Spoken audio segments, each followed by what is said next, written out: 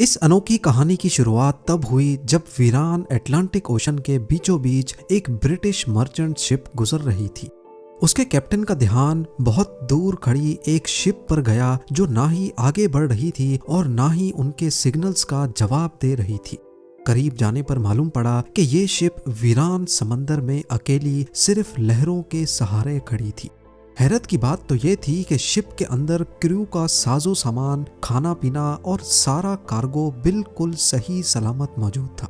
लेकिन अगर नहीं था तो क्रू मौजूद नहीं था, जो बिना किसी निशानात के यहाँ से गायब हो चुका था। ये है मैरी सेलेस्ट की वो दास्तान जिसने पिछले 150 सालों से हिस्टोरियंस को परेशान कर रखा है। वो राज जिसे समंदर के अलावा कोई नहीं जानता। ज़ेम-टीवी की वीडियोस में एक बार फिर से खुशामदीद। नाजरीन, इस शिप को 1861 में कनाडा में तैयार किया गया और उस वक्त उसका नाम अमेज़न रखा गया था।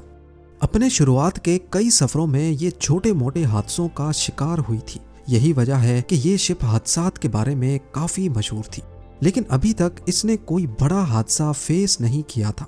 अपनी ओनरशिप बदलते बदलते जब ये कैप्टन बेंजामिन ब्रिग्स के पास आई तब इसका नाम मैरी सेलेस्ट रखा गया था। ये न्यूयॉर्क में 7 नवंबर 1872 का एक खुशगवार दिन था। मैरी सेलेस्ट नामी ये शिप साहिल पर खड़ी थी और इस पर सामान लोड किया जा रहा था। मैरी सेलेस्ट में इथेनॉल के 1700 बैरल्स लोड किए गए, जो कि पीने वाला नहीं बल्कि इंडस्ट्रियल यूज का अल्कोहल होता है। इसको ये सारे बैरल्स न्यूयॉर्क से इटली के शहर जेनोआ तक बजरिया अटलांटिक ओशन लेके जाने थे। इस शिप में टोटल 10 लोग सवार थे, जिसमें शिप के कैप्टन बेंजामिन स्पूनर ब्रिग्स, उनकी बीवी और उनकी 2 साला बच्ची समेत 7 क्रू मेंबर्स भी मौजूद थे।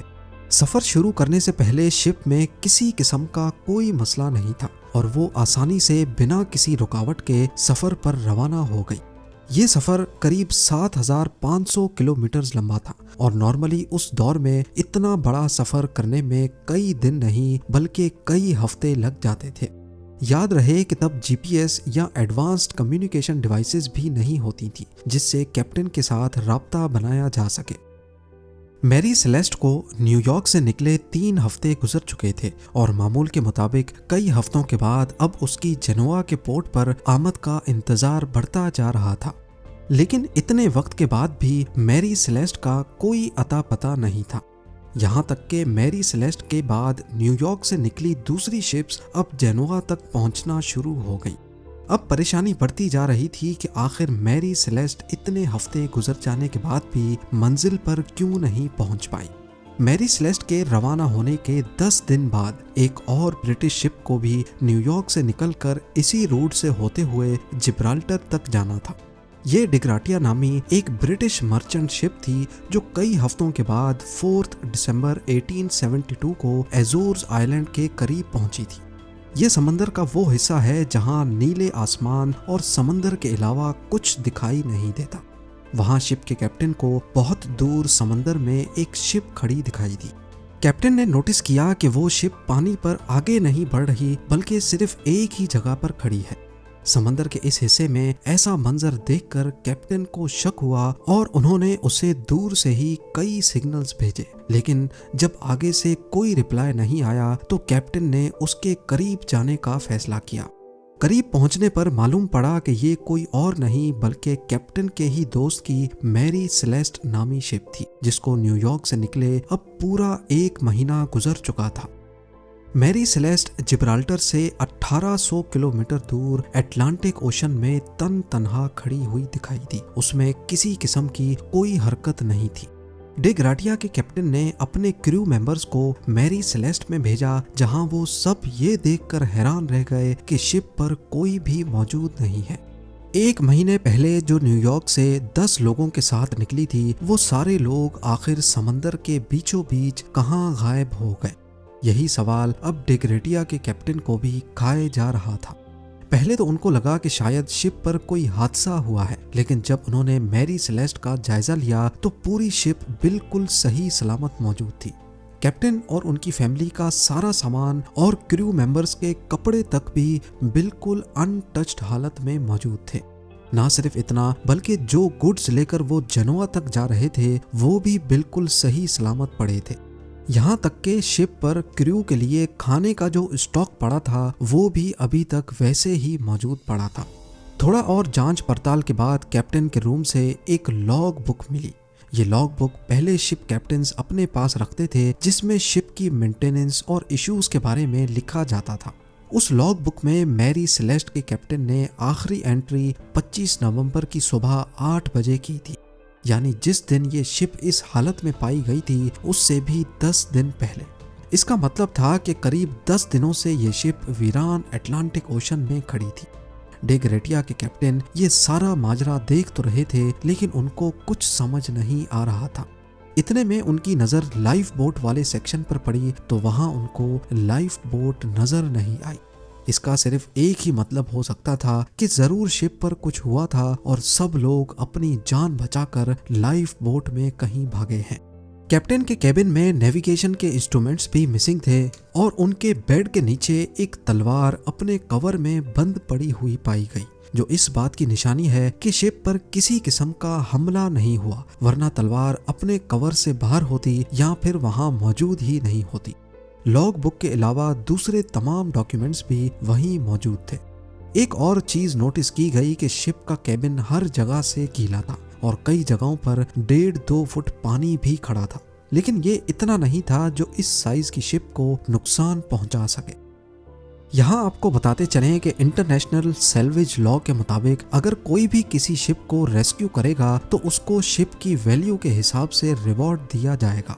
इसी लॉ का फायदा उठाते हुए डे ग्रेटिया के कैप्टन मैरी सेलेस्ट को लेकर जिब्राल्टर तक लेकर गए, जहां अथॉरिटीज ने शिप को तब तक अपने पास रखा जब तक कोर्ट की हेयरिंग्स कंप्लीट नहीं हो गई। कोर्ट ने अपने तौर पे इन्वेस्टिगेशंस की, लेकिन कई हेयरिंग्स के बाद भी कोई सुराग ना मिल सका।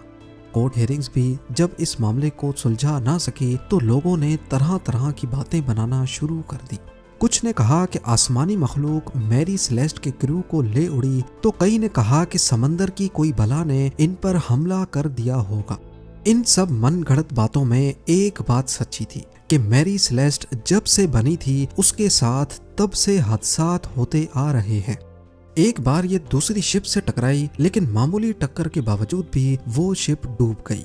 फिर मैरी सेलेस्ट को जब रिपेयर के लिए पोर्ट पर लाया गया तो रिपेयर से पहले ही पोर्ट पर खुद ब खुद आग लग गई, और एक मर्तबा तो सफर पे रवानगी से पहले ही इसके कैप्टन की अचानक तबीयत खराब हुई और वो चल बसा।